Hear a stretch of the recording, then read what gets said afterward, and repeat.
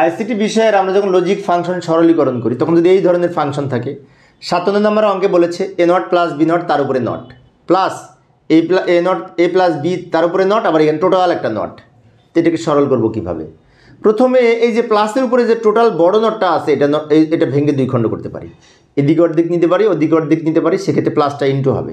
যেমন এ nought plus B not লিখে নিলাম, তার উপরে এই নটটা রেখে দিলাম, আর এই নটের আংশিক এখানে গেল, এই নটটা ভাঙার কারণে প্লাসটা ইন্টু হলো, এবং এ প্লাস বি এর উপরে নট তো আগেই ছিল, আর এই নটের আংশিক।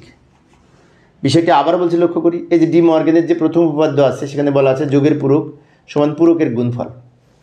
এই নিয়ম অনুযায়ী আমরা এটা ভেঙেছি। প্লাসের উপরে নট ছিল, নটটা দুই খণ্ড হয়েছে, প্লাসটা ইন্টু হয়েছে। এবার এ নট প্লাস বি নট এর উপরে যে ডাবল নট আছে, ডাবল নটে কাটা যাবে, কাটা যে এ নট প্লাস বি নট হবে। ব্র্যাকেটে রাখলাম কারণ এটার সাথে এটা গুণ হবে পরবর্তীতে, সেই জন্য। আবার এই ডাবল নটে কাটা যে এখানে থাকে এ প্লাস বি, ডাবল নটে কাটা যে এই নিচেরটা পাবো, এই ডাবল নটে কাটা যে নিচেরটা পাবো। আমরা জানি যে এ ডাবল নট সমান এ, সেই নিয়ম অনুযায়ী ডাবল নট চলে যাবে। এটা গুণ করব, এ নট ইন্টু এ, এটার সাথে এটা গুণ করলাম, A not into A plus A not B plus এটার সাথে আবার এটা গুণ করব, A B not plus B into B not. আমি আবারও বলছি, লক্ষ্য করি, এটার সাথে এটা গুণ করতে হলে প্রথমে এটা দ্বারা এইটা গুণ করব, দুইটাই গুণ করে এটা পেয়েছি, বি নট দ্বারা এইটা গুণ করে এটা পেয়েছি। এখন এ ইন্টু এ নট সমান 0, বি ইন্টু বি নট সমান 0। এই দুটার মান যদি 0 হয় মাঝখানে এটা থাকে, তাই না? এটার মান 0 প্লাস যা ছিল রেখে দিলাম, প্লাস এখানে যা ছিল রেখে দিলাম, প্লাস এটার মান 0।